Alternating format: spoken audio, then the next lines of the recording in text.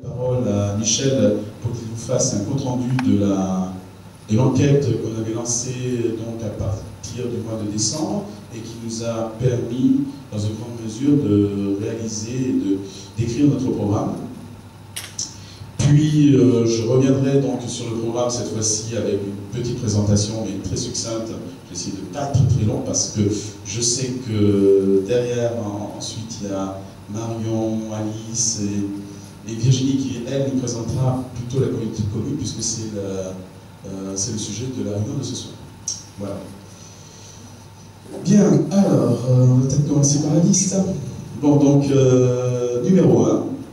À tout seigneur, tout honneur, donc Antoine Robles. Donc j'ai 48 ans et je suis professeur certifié donc, dans un collège de Bayonne, Albert Camus, pour ne pas le nommer. En numéro 2, donc la surprise du jour, c'est Virginie Faure, donc de son nom de jeune fille de Flandre, qui, je ne vais pas dire son âge, si, si. 28 ans. Alors, voilà, 20 ans. Et puis, plus 25, voilà, bon, alors vous comptez. Donc, qui est commerçante. Ensuite, en numéro 3, notre directeur de campagne, Michel Poulotte. Donc, qui, lui, il a 43 ans. Donc, vous voyez, on est des cadres. Hein, c'est bien. Qui est cadre commercial. Ensuite, en numéro 4, alors je l'excuse ce soir parce qu'elle est souffrante, Monique Paya, donc qui a 61 ans et qui est retraitée administrative de l'éducation nationale. Numéro 5, Florent Raviola, 66 ans, qui est lui aussi retraité. Voilà. Ah, c'est bien de se lever alors. Voilà.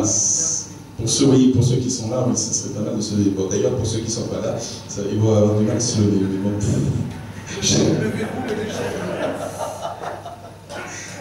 Ensuite, numéro 6, Marion Badetz, 44 ans, responsable administrative. 43 ans. 43 ans et demi, donc Marion Badetz, responsable administrative. En numéro 7, Arnaud Thomas, 39 ans, salarié du privé. 39, voilà, très bien. En numéro 8, Alice Barthes, 35 ans, professeur des écoles, premier degré. Je ne sais pas, c'est ce qu'elle a rempli sur sa fiche, donc moi je... D'accord. En numéro 9, Jean-François Prompe, 27 ans, technico-commercial. Il s'est fait tout beau, mais il est toujours très beau. Et 5 heures à prendre, non? Plus. Bon, ok. Non, mais ça au cas où, hein. C'est pas mal. On ne sait jamais. En numéro 10, Christelle Dios, 33 ans, en congé parental d'éducation. Numéro 11, Jacques Sauvage, 70 ans, retraité du commerce et de l'artisanat. 71. Oui, non, mais ça augmente de notre moyenne, 70 ans. En numéro 12, Valérie Dumas, 39 ans, comptable. En numéro 13, c'est la meilleure place, numéro 13, Laurent Comex, donc 35 ans, informaticien. Numéro 14, Sophie Deschaux, comment on prononce? Deschaux. Sophie Deschaux, donc 38 ans, infirmière libérale. En numéro 15, Marc Damestois, 36 ans, hier. Bon anniversaire. Conducteur receveur. Voilà, Chrono Plus. Pour ne pas le nommer. En numéro 16, Bernadette Désine, 64 ans, retraité, professeur des écoles. En numéro 17, Jean-Charles Caldera, 25 ans, ajusteur fraiseur.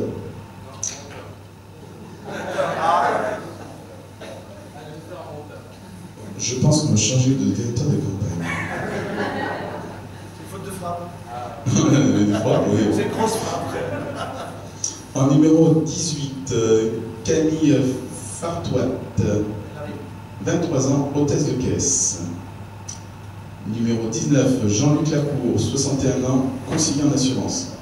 Il les fait pas, les 61 ans, je me le dis franchement. Il ne fait pas conseiller d'assurance.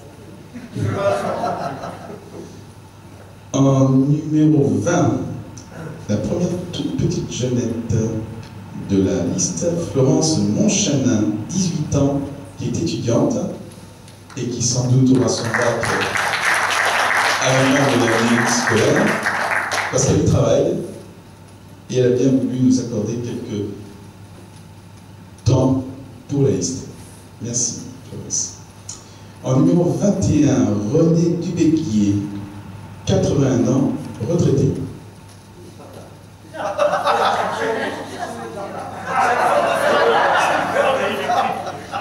Dehors. Bon, alors, bien, alors je recommence.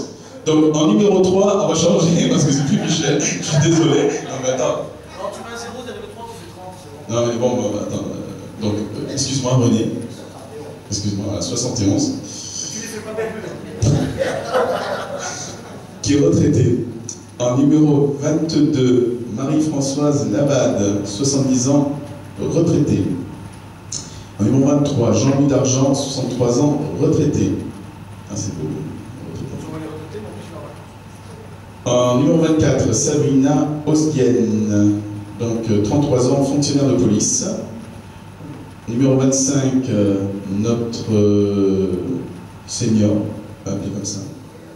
Doyen, ah si je peux faire senior.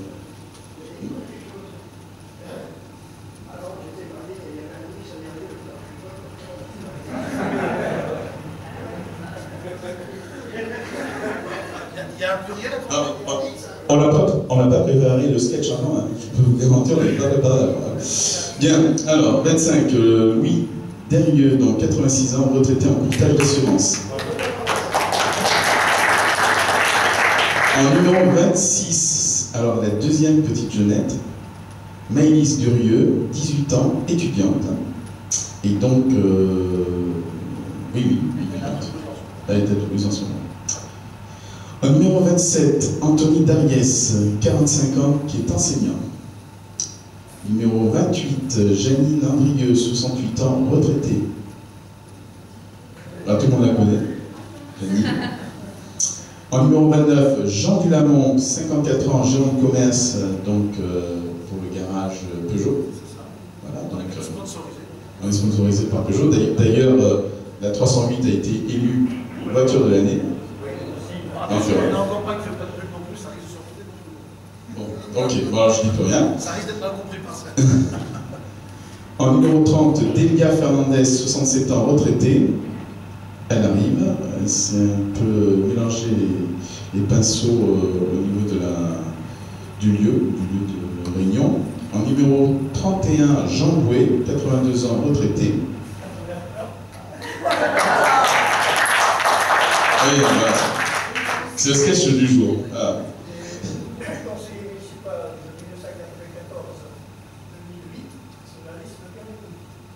Merci Jean.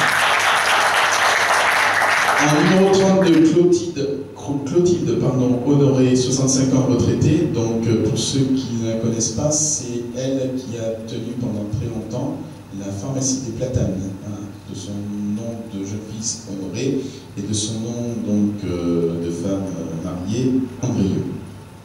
Comment? Non, non.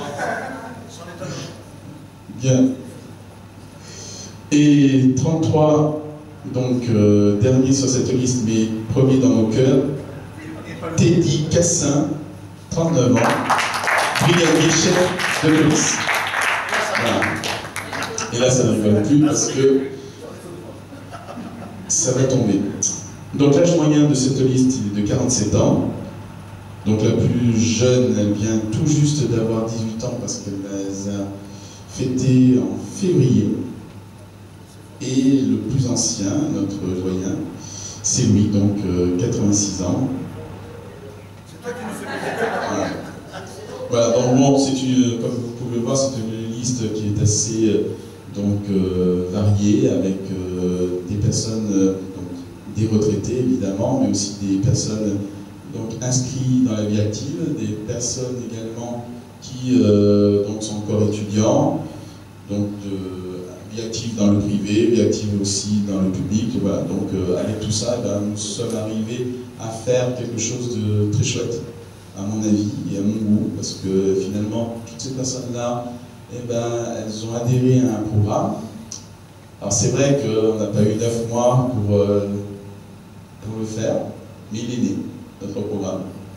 Et ce soir, on va vous dévoiler un peu les grands thèmes et les grandes lignes du programme. Tout de suite, je vais peut-être passer la parole à Michel, puisqu'il va nous parler de l'enquête. Donc pour constituer notre programme, nous étions mis d'accord au préalable que nous allions mener une enquête auprès des Tarnosiens. Bien entendu, puisque les Tarnosiens y ont participé, puisque la presse a été mise au courant que cette enquête est en cours, nous devons de la décortiquer. Nous l'avons fait et nous l'avons utilisé comme engrais de notre programme. Elle nous a servi en effet à mener les bonnes directions. Alors, je ne vais pas rentrer dans les détails, je ne vais pas vous matraquer avec des chiffres parce que c'est très rababatif, c'est assez ennuyeux. C'est pas le genre de choses que j'aime faire, mais bon, voilà, il faut quand même qu'on parle de résultats. Il n'y a pas d'analyse, c'est pas de l'Ipsos, c'est une enquête qu'on a menée nous-mêmes, qu'on a calculée nous-mêmes, donc je vous prie de croire à notre bonne foi, à notre volonté. Merci à ceux qui ont déployé ces enquêtes, parce que c'est pas évident, ça n'a pas été évident. Merci pour toutes ces heures de travail que vous avez faites, parce qu'il fallait le faire. Donc, ces enquêtes ont été remplies aussi bien sur papier, envoyées par poste, et ça, en revanche, on a été épaté de voir qu'on avait pas mal de postes qui arrivaient, et d'autres qui ont été remplis sur Internet. Alors, bien entendu, on pourra toujours dire que cette enquête n'est pas objective, et c'est vrai, elle n'est pas objective dans ce sens où les gens qui répondent souvent des enquêtes sont des gens mécontents. Donc forcément, on va voir dans ces résultats, beaucoup de résultats de gens mécontents. Ce qui ne veut pas dire dans l'objectivité que les Tarnosiens sont mécontents en général. Donc, je tiens à le dire pour que notre analyse soit quand même la plus correcte possible, la plus juste possible. Bien entendu, elle nous a servi parce qu'elle nous a nourris sur des pistes sur lesquelles nous n'avions peut-être même pas pensé, mais tenez bien à l'esprit que ce n'est pas le reflet de tous les Tarnosiens, c'est le reflet des Tarnosiens qui avaient quelque chose à dire, je dirais ainsi. Tout ça pour vous dire que, eh bien, sur les rythmes scolaires, j'ai juste retiré, non pas les pourcentages, etc. Il y a bien entendu une majorité assez importante qui trouve qu'ils n'ont pas eu assez d'informations au sujet des rythmes scolaires. Ce qui nous envoie aussi un message, c'est que la communication passe visiblement très mal au sein de la commune, au sein des écoles, au sein de parents entre eux, on va en parler tout à l'heure. On va laisser Alice parler de ça tout à l'heure. Sur la quantité de places en crèche, nous le savons, il y a un grand déficit en places en crèche et bon, il y avait une grande partie de Tarnosiens qui ne sont pas concernés, des gens qui sont retraités, qui n'ont plus d'enfants, voilà. Par contre, ceux qui étaient concernés, on voit qu'il y a largement de quoi dire, il n'y a pas assez de place. Alice va nous parler de ça également. Je prépare la voix, Alice. Hein. Tu sens la tension monter, là? Sur l'implication des citoyens dans la prise de décision, le maire sortant se vante régulièrement de dire qu'il fait de la politique participative. Ce n'est pas visiblement ce que pensent la plupart des Tarnosiens, parce que là, en revanche, c'est quand même évocateur. Une large majorité des Tarnosiens, alors quand je dis large, c'est vraiment très très large, ne pensent pas qu'ils sont impliqués dans la politique tarnosienne. Donc ça nous a bien entendu envoyé un message assez important, c'est que nous devons remédier à ce problème. Ensuite, eh bien, est-ce que les élus sont accessibles ou sont-ils des stars, des vedettes qu'on n'arrive pas à aborder? Et visiblement, la plupart des Tarnosiens, à nouveau, estiment que nos élus actuels ne sont pas à l'écoute, ce qui nous a en effet poussé à développer un plan de programme où nous nous engageons à être plus à l'écoute des citoyens. Ensuite, pour ce qui est de l'offre culturelle à Tarnos, bien, visiblement là c'est plutôt mitigé. Il y a quand même une petite majorité de gens qui estiment qu'il n'y a pas suffisamment d'offres culturelles à Tarnos, quelle qu'elle soit, dans le sens plus global du terme. Bon. Puis bon, il y a quand même beaucoup qui sont sans opinion, peut-être des gens qui n'ont aucun intérêt, ça c'est libre à toute interprétation. Sur l'offre sportive, ce qu'il faut savoir, c'est que quand on rentre dans Tarnos, il y a des panneaux. Alors il y a un panneau avec deux petites fleurs, on est fier de dire que la ville est fleurie. Ça en fait rire certains, je vois. Et il y a un autre panneau, je ne sais pas si vous l'avez vu, où il y a plusieurs sportifs, où on nous annonce que la ville est sportive. Alors c'est vrai, la ville est sportive, puisque, bon, on ne va pas le nier, il y a du sport, mais que l'offre sportive, quand même, est estimée comme étant insuffisante. Donc, beaucoup de Tarnosiens, malgré le sport qu'on peut avoir au Saint-Tarnos, ne pratiquent pas le sport qu'ils voudraient pratiquer comme ils aimeraient le faire. Ensuite, sur la propreté. Alors là, pour parler de l'objectivité, je tiens également, là, la sincérité m'oblige à vous dire que quand nous avons mené cette enquête, c'était en automne. Et nous avons reçu beaucoup d'enquêtes où les gens disaient « Oui, j'ai beaucoup de feuilles mortes devant la porte. » Ouais, c'est pas exactement ce qu'on entendait par propreté, mais bon, ça il faut le dire. Hein, néanmoins, les gens ont un sentiment, hein, je vais parler de sentiment, que Tarnos pourrait faire mieux, pourrait faire beaucoup mieux en ce qui concerne la propreté générale. Pardon, je me trompe, la plupart des Tarnosiens estiment que la ville est propre. C'est ce qui est en bleu, la plupart des Tarnosiens estiment que la ville est propre, donc c'est ce que vous voyez en bleu, et ce qui est en rouge, c'est la plupart des Tarnosiens qui ne trouvent pas que la ville est propre. Voilà, excusez-moi, je viens de rectifier. En ce qui concerne les espaces verts, là aussi beaucoup de Tarnosiens sont globalement insatisfaits sur les espaces verts. Alors qu'est-ce que c'est? C'est global, c'est vague les espaces verts. Je ne vais pas m'étendre là-dessus. Alors là, ça c'est significatif sur le taux des impôts. Une grande partie des Tarnosiens estiment que le taux des impôts est beaucoup trop élevé. Une autre grande partie trouve que c'est moyennement élevé. Donc si on prend trop élevé, moyennement élevé, on a quand même une large majorité de Tarnosiens qui estiment que le taux des impôts est beaucoup trop élevé par rapport aux services, par rapport au contexte, par rapport au contexte de Tarnos, c'est trop élevé. On est un taux doit être justifié, visiblement. Les gens n'ont pas l'impression que ce soit justifié. Ou tout simplement, c'est beaucoup d'argent, c'est beaucoup trop. On n'a pas l'impression, on n'interprète comme on veut. Là, c'est de l'interprétation pure et simple. Et ce qui nous a frappé, c'est que 98% des sondés estiment que les rues et les trottoirs de Tarnos sont à l'image de régime de l'URSS, c'est-à-dire des trous, des nids de poules, on connaît tous les rues de Tarnos. Mais c'est assez particulier que ça nous a été renvoyé, c'est quelque chose qui vit auprès des Tarnosiens. Nos routes sont lamentables, mal entretenues, trouées, et c'est vrai que sur le programme, le bilan du maire sortant, il est question de rénovation de plusieurs routes, on montre de belles photos, et quand on analyse qu'il s'est fait que 3 km de route entretenue sur un an ou sur un mandat, sur le mandat, sur 6 ans, seulement 3 km de route ont été entretenues, et des routes communautaires en plus. Voilà, donc c'est même pas de taille. Donc voilà. Donc ça nous a renvoyé ce message que nous devons attacher beaucoup d'importance sur ce point. Voilà. C'était la partie la plus rébarbative de la soirée. Heureusement qu'on n'est pas préparé. C'est ça. Alors nous avons voulu un projet ambitieux, mais réaliste, et surtout réalisable. Nous avons tenu compte des situations auxquelles les municipalités seront confrontées dans les années qui viennent. Alors c'est un projet humaniste qu'a porté par une équipe qui partage des valeurs de justice, d'équité et de solidarité. C'est un projet bâti en tenant compte des attentes des Tarnosiens. Il s'adresse à tous les Tarnosiens, sans exception. C'est un projet aussi qui n'appartient à aucun parti politique, car notre seul parti, c'est Tarnos. Alors ce projet s'articule en 4 ambitions principales. Tout d'abord, préparer l'avenir de nos enfants.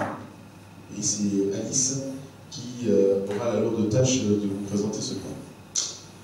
Améliorer la vie quotidienne des Tarnosiens, donc Michel en a parlé, hein, c'est évidemment l'état des routes, mais c'est préserver le pouvoir d'achat, c'est renforcer les moyens dédiés à la lutte contre l'insécurité, c'est faciliter également les déplacements à l'intérieur de la commune par la gratuité de la ligne 16.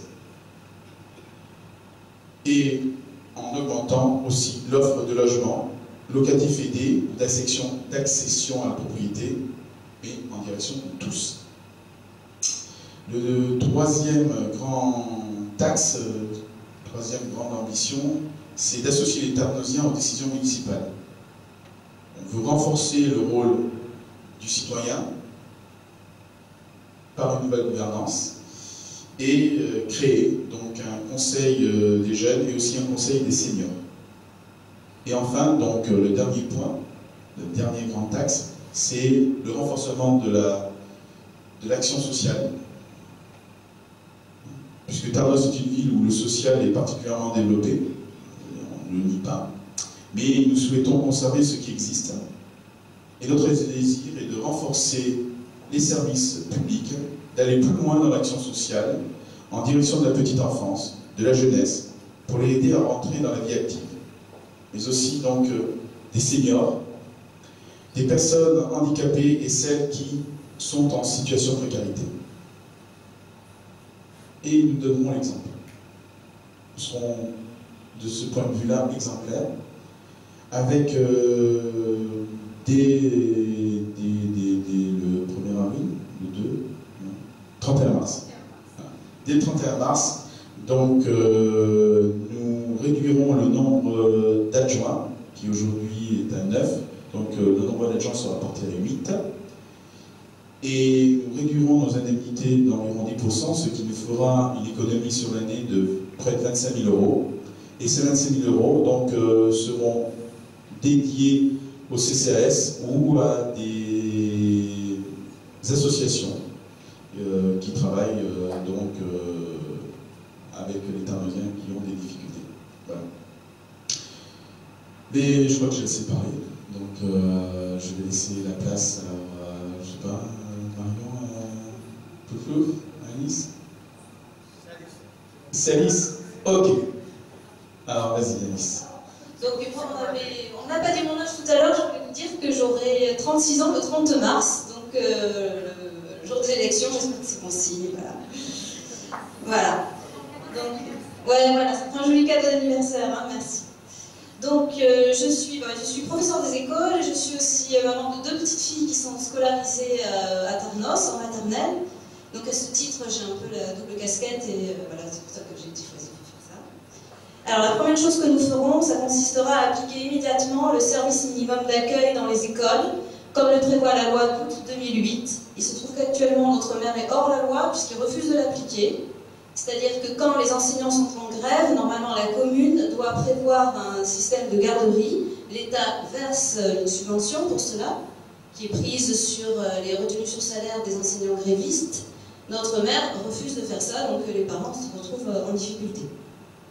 Ce qui est le plus choquant, c'est qu'il a tendance, c'est qu'il instrumentalise le droit de grève en mettant lui-même en grève tous les employés de la mairie, très régulièrement. Il se trouve qu'en 2013, par exemple, on a eu 6 mots d'ordre de grève où il n'y avait ni cantine, ni transport scolaire. On appelle le petit papier, là, voilà. Donc on reçoit ce genre de petit papier, voilà, merci, qui est signé par le maire, alors on voit pas du tout. Voilà, donc c'est signé Jean-Marc Lespade, et vous explique qu'il n'y aura pas de cantine, vous vous débrouillez, vous allez chercher vos enfants à midi, vous les ramenez à 1h30, vous n'avez aucune solution de remplacement, et ça, on ne voit ça nulle part ailleurs. Ça, c'est propre à Tarnos, et nous voulons mettre fin à cela. Les parents d'élèves sont vraiment très très en colère à propos de ça. Hein. Et la dernière grève date du 6 février, donc les élections municipales ne l'ont pas arrêtée. Voilà, la prochaine grève c'est le 18 mars, hein, prenez vos dispositions. Donc voilà, le droit de grève, c'est un droit assez normal. Hein, chacun choisit de faire grève, mais ça ne peut pas être imposé par le maire, c'est une instrumentalisation du droit de grève et c'est totalement injuste. Bon, un autre point sur lequel voilà, Tarnos a pris du retard, c'est celui des places en crèche. Il faut savoir qu'il a fallu attendre les années 2000 pour avoir la première crèche à Tarnos, toujours à petite semaine, comme dit Florent, c'est-à-dire une petite crèche avec 20 places. Actuellement, on a 30 places en crèche, autant qu'à Ondres, alors qu'on est 3 fois plus à Tarnos. Donc voilà, ce qui fait qu'en gros, on arrive à avoir une place en crèche quand les enfants ont 2 ans. Donc parmi nos ambitions, ce serait d'atteindre 80 places en crèche au terme de notre mandat, si nous sommes élus. Ça fera partie de nos gros investissements, mais c'est incontournable hein, actuellement. On voudrait aussi varier un peu les offres en collectivité pour les tout-petits. On voudrait créer un système de halte-garderie qui soit souple, sans engagement sur l'année, qui permette aux parents, au cas par cas, de pouvoir déposer leur tout petit une demi-journée par-ci par-là, et ce qui permettrait aux enfants de découvrir la collectivité avant l'entrée en maternelle. Bon voilà, dans le même ordre d'idée, on va soutenir tout ce qu'on pourra la création d'une classe pour la scolarisation des moins de 3 ans en maternelle, puisque c'est un peu à l'ordre du jour. Ça fait partie des projets du gouvernement actuel, donc on pense qu'il y a vraiment moyen de créer cette classe-là maintenant. Nous effectuerons dans les plus brefs délais des travaux qui sont jusque-là délaissés dans les écoles et qui relèvent pourtant du bon sens. Un préau pour la maternelle Odette Dubois. C'est une maternelle qui n'a pas de préau, c'est vrai qu'il ne pleut pas beaucoup ici, mais bon voilà. Des fuites, les réparations des fuites dans la maternelle Las Placettes, il se trouve qu'il y a des fuites dans les classes. Les travaux d'isolation dans les salles de jeu où il fait froid et ça résonne énormément, c'est très pénible. Nous avons aussi à cœur de faire en sorte que nos classes soient des classes modernes à Tarnos, donc on va les doter progressivement de tableaux numériques et de tablettes tactiles pour les enfants. Voilà. Et enfin, nous avons entamé une large réflexion autour de la réforme des rythmes scolaires, puisque toujours pareil, nous avons à cœur d'appliquer la loi. Nous avons contacté via des questionnaires l'ensemble des directeurs des écoles, les associations de parents d'élèves. Bon voilà, l'objectif c'est que si nous sommes élus, il faut absolument être prêts le plus rapidement possible. Nous avons essayé de mettre au point un emploi du temps, enfin bref, tout ça on vous en parlera de façon plus approfondie à la réunion du 17 mars, puisque c'est un des sujets prévus pour cette réunion-là. Voilà. Donc si vous avez des questions, il n'y a pas de souci, mais voilà, je vous remercie de m'avoir écouté.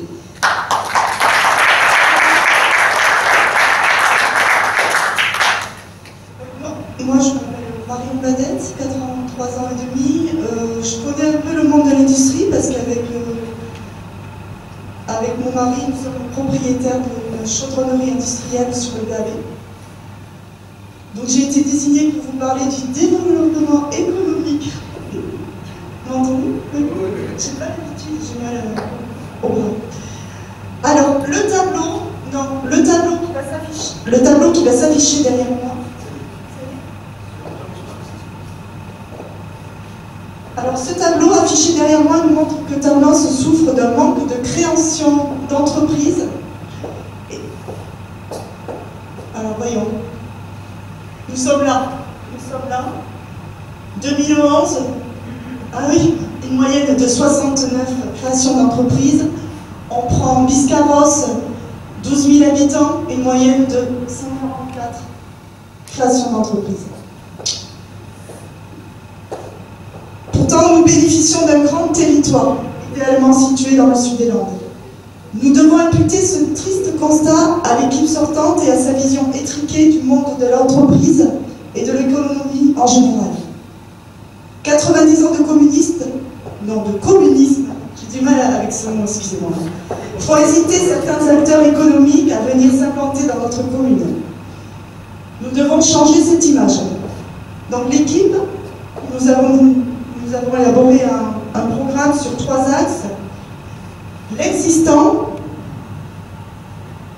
l'attraction des TPE et PME et le développement des commerces.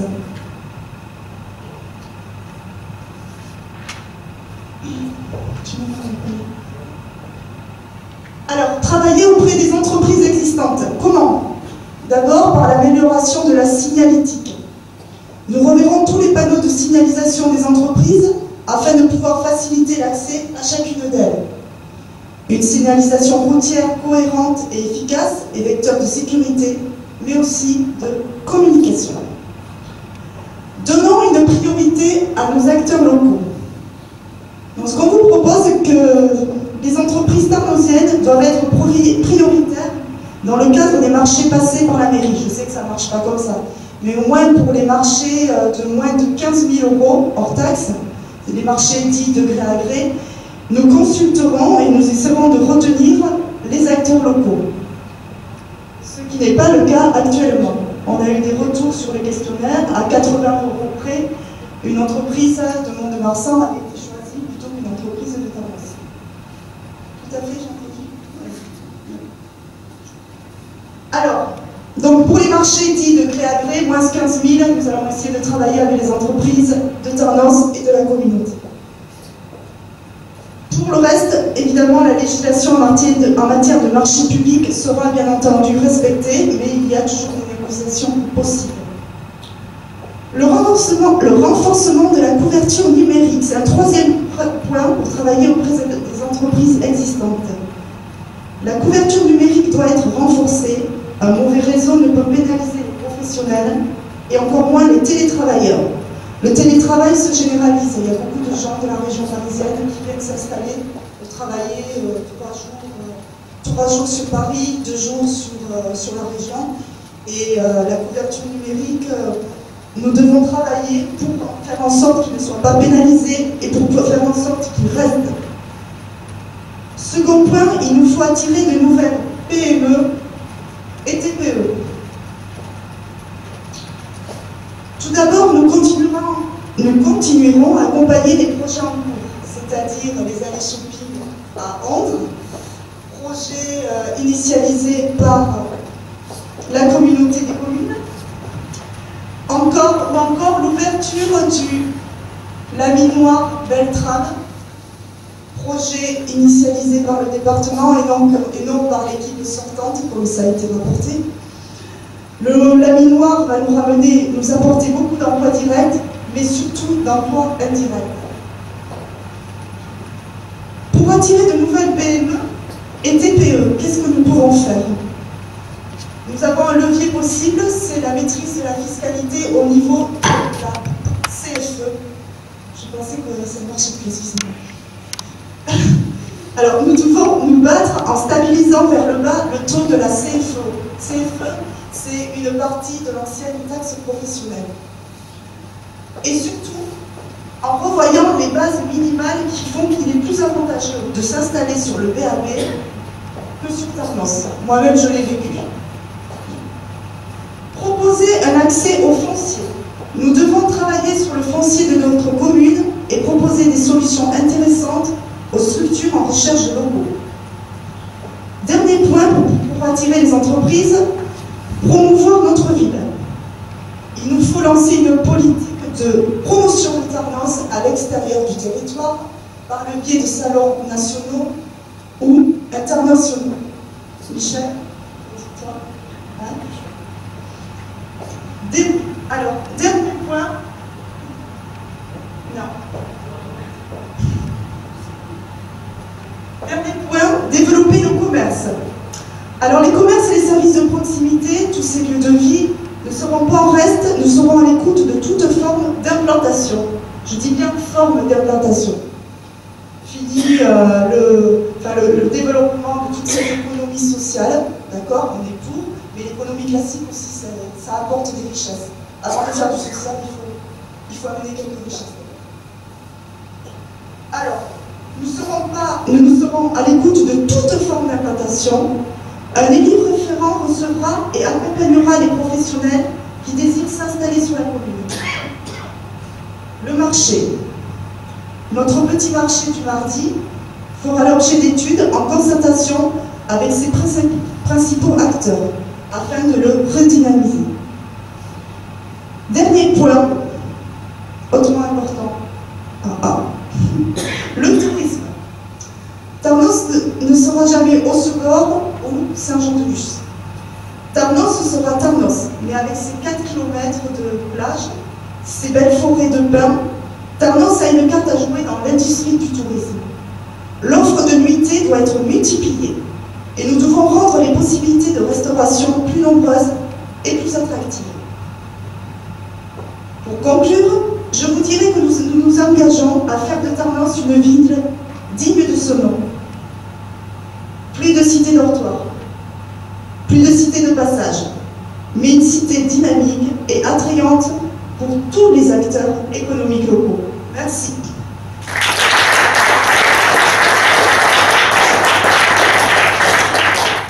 Alors moi c'est Arnaud, je ne fais pas mon âge comme tout le monde.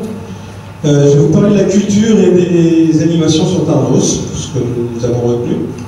Tout d'abord au niveau sport, bien sûr nous sommes pour un centre aquatique à Tarnos, mais pas tel qu'il est proposé. En effet, Tarbes a besoin d'une piscine qui puisse accueillir des compétitions, des tourismes et aussi un club de natation. C'est pourquoi nous voulons passer la piscine de 4 à 6 couloirs et porter le projet à la communauté de communes.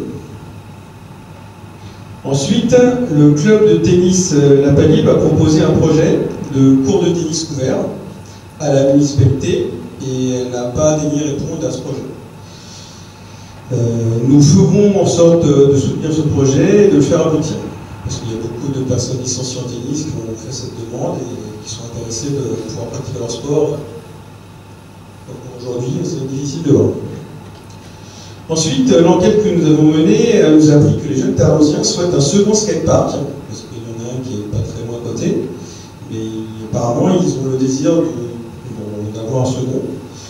Donc sa réservation sera soumise au Conseil des jeunes pour satisfaire cette demande. Je vais passer les questions sur le sport. D'accord. Je vais passer à la culture. Alors, on souhaite faire une création d'une ludothèque au sein de la médiathèque, c'est-à-dire un pôle jeux de société, de jeux, etc., où on pourra jouer sur place, et de renforcer le personnel afin de garantir son ouverture toute l'année. Puis cela permettra également d'y accroître son agenda événementiel, pour faire plus d'événements au sein de la médiathèque, pour enrichir son activité. Pour les manifestations culturelles, eh bien, continuer à proposer un calendrier attractif, mais avec plus de soutien au niveau des sponsors privés. Cela afin d'enrichir ces événements et de garantir leur sécurité. Par exemple, pour les océaniques, ce serait de revenir sur les 2 jours de festival au lieu d'un seul, mais également de prévoir un lieu secondaire en cas d'intempérie. Parce que cette année, c'est annulé, donc ce serait intéressant d'éviter cela. Ensuite, je vais parler des associations, parce que quelque chose qui me tient à cœur. À Tarnos, on a plus d'une centaine d'associations culturelles et sportives, et elles font vraiment une richesse, et j'estime qu'elles doivent être mieux écoutées et mieux secondées, afin de leur permettre de réaliser leur activité. Ainsi, nous mettrons à leur disposition plus d'équipements et de locaux pour satisfaire leurs besoins. Je prends par exemple, je pense aux chasseurs qui depuis des années ont besoin d'un local et d'un lieu pour faire leur activité, et pour l'instant ils n'ont toujours pas, donc c'est ce genre de situation qu'il faudrait mettre en place afin de leur créer une maison de la chasse, et ce pour toutes les associations qui ont besoin de locaux. Voilà. Des questions? Alors moi, je vais vous parler ce soir de la communauté de communes. Alors c'est vrai que cette élection, c'est un peu particulier. C'est la première fois que ça va se passer comme ça. En même temps qu'on va élire les conseillers municipaux, en même temps que vous allez élire votre prochain maire, on va élire les conseillers communautaires, c'est-à-dire des gens qui vont aller siéger à la communauté de communes pour vous représenter. Ça ne s'est jamais fait, c'est la première fois que ça va se faire. Donc c'est important, et c'est pour ça qu'on l'a inclus dans notre programme et qu'on fait la campagne municipale, mais en même temps qu'on fait la campagne communautaire. Alors pourquoi c'est très très important la campagne, la communauté de communes pour mieux que vous compreniez comment fonctionne la communauté de communes, moi j'ai voté pour un truc entre guillemets, mais je reviendrai, je reprends le micro. Je vais vous proposer une animation qui dure à peu près 3 minutes et qui va vous expliquer, 4 minutes, pardon, qui va vous présenter l'organisation des communautés de communes. Voilà, si vous avez des questions sur le fonctionnement de l'intercommunalité, ça répond peut-être déjà à certaines des interrogations que vous posez. Alors, notre communauté de communes, donc Tarnos appartient à une communauté de communes qui s'appelle la communauté de communes du Séniance. Cette communauté de communes, elle est composée de 8 communes, donc nous avons Tarnos, Ondes, Saint-Martin-de-Séniance, Saint-Barthélemy, Saint-Laurent-de-Gosse, donc Garotte, Diodos et Saint-André-de-Séniance. Alors pourquoi c'est très très important? Il faut savoir qu'en pourcentage de population, Tarnos représente quasiment la moitié de la communauté de communes. Vous avez vu tout à l'heure au niveau du financement des communautés de communes, donc il y a plusieurs sources de financement. Et notamment, il y a les sources qui proviennent des taxes foncières et des taxes des entreprises. Sur cette source de financement, Tarnos représente une part très très importante, quasiment 70% de ce qui rentre au sein de la communauté de communes. Alors, comment elle fonctionne la communauté de communes? Vous savez? Elle ne fonctionne plus. Ça fait 6 ans qu'elle ne fonctionne plus. Ça fait 6 ans en fait que Tarnos, les communistes, et notamment Jean-Marc Espade, bloquent quasi systématiquement tout ce qui se passe à la communauté de communes. Alors pour des raisons idéologiques, pour des raisons personnelles, il faut savoir que lors de sa première élection en 2008, Jean-Marc Espade s'est présenté pour être président de la communauté de communes. Cette présidence lui a échappé. De dépit, il a voulu quitter la communauté de communes.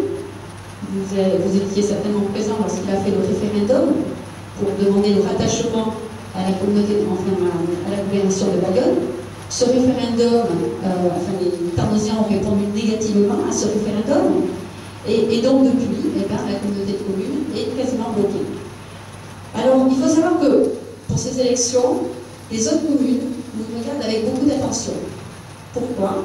Parce que nous sommes, comme je l'ai dit, la commune la plus importante. Nous allons avoir beaucoup de conseillers qui vont être élus. Et donc, tout repose sur ce qui va se passer à Tarnos. Et la seule façon, l'unique façon de développer la communauté de communes, parce qu'il ne faut pas se faire d'illusions, Jean-Marc Espade n'a aucune raison de revenir sur son fonctionnement. Idéologiquement parlant, il souhaite vraiment tout maîtriser sur Tarnos. Donc, la seule façon de remettre en marche cette communauté de communes, et les autres candidats dans les autres villes le savent, je vous parlerai après des rapports que l'on a avec ces candidats, quelles que soient les listes qui se présentent, je ne parlerai pas de parti politique ni quoi que ce soit. Là, on est vraiment sur le pragmatisme et sur le fait de faire évoluer les situations. Donc, il faut savoir que tout le monde attend ce qui va se passer sur Tarnos. Et la seule façon de faire redémarrer la communauté de communes, c'est d'écarter définitivement les communistes de cette situation, du paysage politique. Je vais vous donner 2 exemples très concrets de ce qui se passe. Vous pourrez en parler autour de vous, vous pourrez en parler en porte-à-porte. On a parlé tout à l'heure de la piscine municipale. Dans l'animation que je vous ai présentée, la piscine municipale peut être un projet porté par les communautés de communes. Il doit être un projet porté par les communautés de communes. En effet, ce sont des projets lourds d'investissement. Aujourd'hui, Jean-Marc Espade, dans son projet, a décidé d'en faire un projet communal. C'est-à-dire qu'il a décidé que ce serait uniquement la ville de Tarnos qui soutiendrait cet investissement. C'est-à-dire qu'il a décidé d'embêter les Tarnosiens pour proposer une piscine municipale qui va servir à tout le monde. D'accord? Alors que, on sait très bien que si ce projet était proposé dans le cadre de l'intercommunalité, cela allégerait la part de Tarnos sur ce projet. Donc là, c'est très clair que dès que nous serons élus, c'est une des premières choses que nous transférons à la communauté de communes, c'est le projet de la piscine municipale. Je vous ai dit tout à l'heure que nous étions en contact avec les personnes qui se présentaient sur les autres communes. Nous leur avons posé la question et ils sont d'accord avec nous. Ce projet doit rentrer dans le cadre de l'intercommunalité.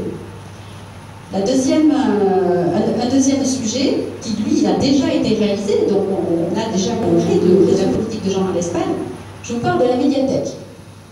On a ici le père de la médiathèque, la personne, donc l'élu qui a porté ce projet. C'était un projet qui devait rentrer dans l'intercommunalité, logiquement. C'est un projet qui a été payé par la commune, donc par Tarnos, par les Tarnosiens. Et il faut savoir que l'entrée à la médiathèque est gratuite pour les Tarnosiens, c'est bien. Mais elle est gratuite aussi pour les autres. Donc c'est les Tarnosiens qui ont payé, c'est les Tarnosiens qui payent le fonctionnement, c'est les Tarnosiens qui payent le roulement du fonds documentaire à l'intérieur, et pourtant, c'est gratuit pour les autres. Donc ça, c'est vraiment quelque chose que l'on a soulevé, sur lequel on a mis le doigt. Ça ne peut pas fonctionner comme ça ne peut plus fonctionner comme ça. Et c'est le fonctionnement de la médiathèque, c'est un des sujets que nous porterons aussi à la communauté de communes et nous proposerons de transférer les frais de fonctionnement à la communauté de communes. Et les élus que nous avons rencontrés sont tout à fait ouverts à entendre ce discours. D'autant plus qu'eux ont des projets. Ont des projets très intéressants. Vous avez tous entendu parler de la maison de retraite de Saint-André-de-Seignance, qui a été bloquée par Tarnos, et qui pourtant a une réelle nécessité. Il nous la faut, cette maison de retraite. Donc c'est clair que c'est un projet que nous soutiendrons au sein de la communauté de communes. Toujours dans les financements, vous avez vu tout à l'heure, donc la communauté de communes obtient ses fonds donc, des taxes foncières, des taxes d'une partie des taxes des entreprises. Vous avez donc bien sûr le recours au prêt pour faire des investissements importants, et vous avez la dotation de l'État. Alors cela fait des années que M. Espade nous dit que l'État se désengage, que l'État nous lâche, que voilà, l'État le grand méchant. Donc se désengage complètement. Alors c'est vrai que la fiscalité est en train d'évoluer. On va vers un regroupement des communes, donc dans le cadre des communautés de communes, mais on va vers un regroupement et une volonté de mutualisation des moyens humains et des moyens physiques. Et pour accompagner ces mutualisations, l'État se désengage des communes qui ne jouent pas le jeu et reporte une partie des dotations vers les communes qui, elles, vont jouer le jeu dans le cadre des intercommunalités. Et il faut savoir, là, par exemple, qu'il y a un dossier en cours au niveau du tourisme, au niveau national. Donc, nous allons rencontrer le président de l'Office de tourisme. C'est donc une structure associative qui est portée par la communauté de communes, qui fonctionne extrêmement bien, qui a de grands projets. Et l'État, aujourd'hui, a ouvert des dotations pour développer des projets de communautés de communes qui auront mutualisé certains éléments, comme par exemple la taxe de séjour, comme par exemple, nous on est sur les bords de plage pour le nettoyage des plages. En montagne, ça peut être les communes qui ont mutualisé pour le dessalage des routes. Voilà, aujourd'hui, nos moyens ne sont pas mutualisés au sein de la communauté de communes dans le cadre de l'Office de tourisme. Donc ça aussi, c'est un projet que nous devons absolument porter à la communauté de communes. Nous devons présenter rapidement ce dossier pour pouvoir obtenir les dotations d'État. Et à l'heure actuelle, si c'est Jean-Marc Espade qui est élu, et ça ne sera pas le cas, je vous rassure tout de suite, puisque nous sommes là, mais si ça devait être le cas, cette dotation, a priori, passerait sous le nez de la communauté de communes, comme tout le reste. Vous avez des questions par rapport à la communauté de communes? Donc vous avez bien compris qu'il n'y a qu'une seule solution. Si on veut que le Seignance avance, si on veut relancer la machine, Tarnos doit basculer. Et Jean-Marc Espade ne doit pas arriver avec beaucoup d'élus à la communauté de communes. Par contre, vous avez vu qu'effectivement, il y a une nouveauté. Cette année, l'opposition va rentrer dans les communautés de communes. Jusqu'à présent, tous les élus communautaires font partie des majorités en place. D'accord? C'était les élus des communes qui choisissaient eux-mêmes leurs conseillers et qui les envoyaient. Cette année, il va y avoir les élus des équipes majoritaires qui vont d'office y aller, et proportionnellement, on va voir rentrer dans la communauté de communes des élus des différentes oppositions de toutes les communes, des différentes oppositions qui se sont présentées dans toutes les communes. Et ça, c'est un grand changement, parce qu'en fait, les forces en présence qui étaient en place depuis une vingtaine d'années, puisque la communauté de communes elle a 20 ans, sont en train d'exploser. Et c'est dans ce cadre-là que toutes les équipes s'observent dans l'enseignance, on parle de Tarnos, mais dans l'enseignance, se rencontrent, échangent, et on est en train de voir, allez, qui on va travailler, comment on va travailler, et on est en train de se compter. Et c'est très clair, ils attendent tous un changement sur Tarnos. Il n'y a pas que les Tarnosiens. Tout le Seignance attend le changement sur Tarnos. Donc vous n'avez qu'un seul choix, c'est de voter Alternance 2014.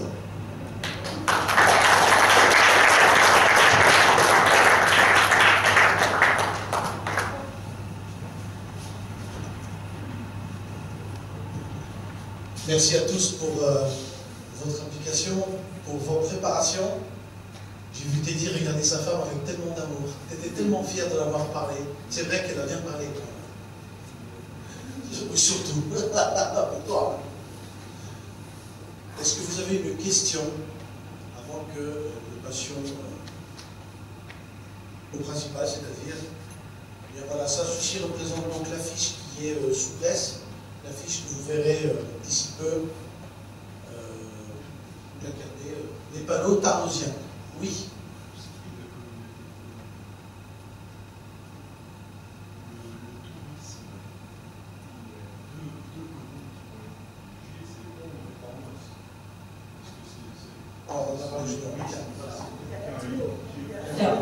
Alors moi, je reprends la parole 30 secondes.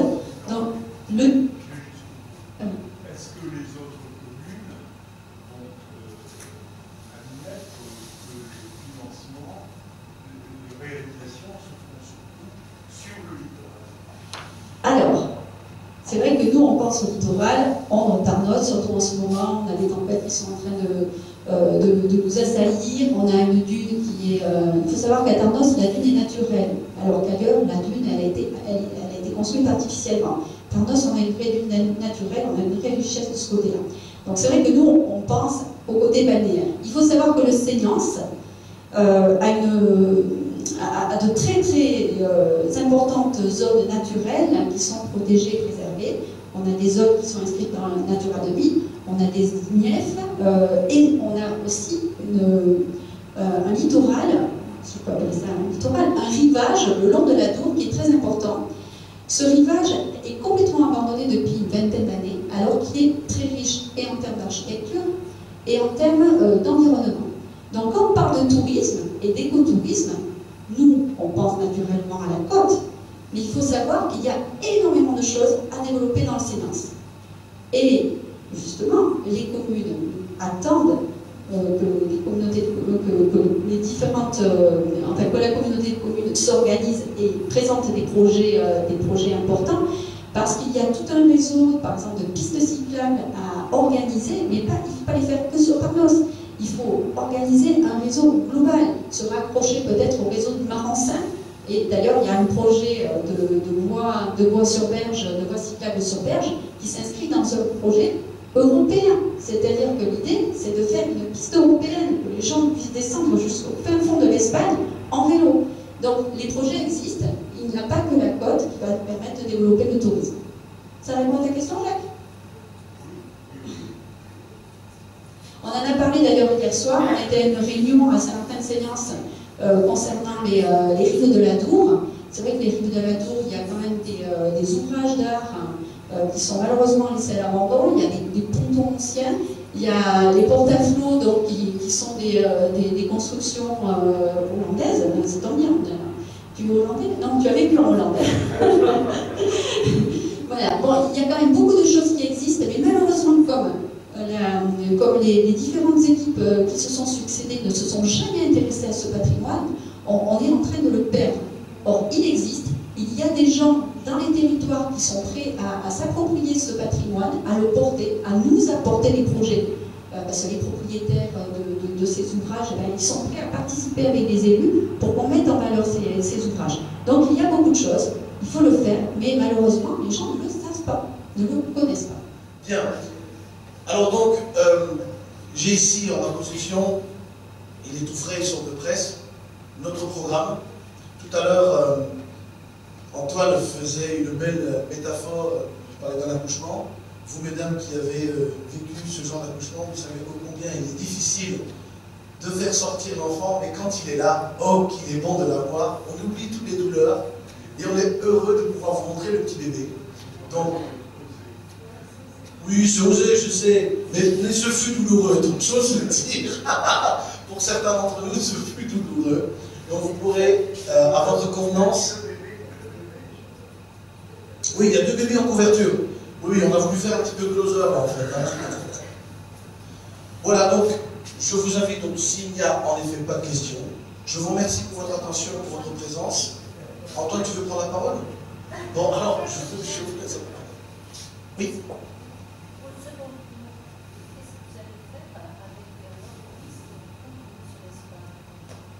Alors, qu'est-ce qu'on va faire avec d'autres listes? Bon, ben écoute, je vais laisser, on a une réponse plus ou moins claire.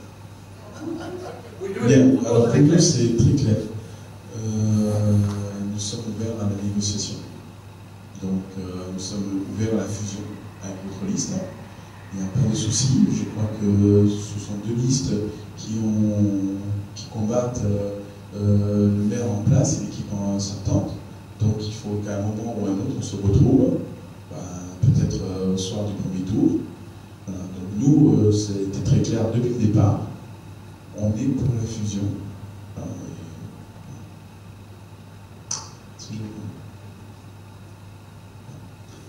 Après, bon, on ne sait pas ce que fera l'autre liste.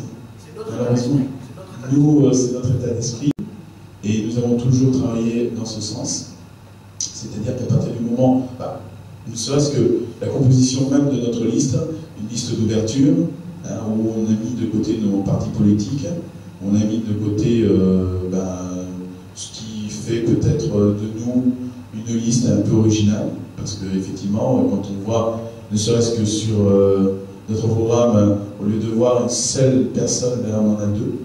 Donc c'est un tandem, on a toujours mis en avant ce tandem, et je peux vous garantir que, bon, Virginie est mariée, moi aussi, mais voilà, on forme un beau couple, elle de droite, moi de gauche, et finalement, on se retrouve au milieu, et c'est très bien comme ça, parce qu'on a des idées qui finalement, on a des valeurs communes, et c'est ça qui fait la beauté de nos discussions, parce que quand on se retrouve pour parler programme, quand on se retrouve pour parler donc des différentes propositions, il y a une grosse discussion, et je peux vous garantir que quelquefois le ton monte, et puis hop, c'est la lumière.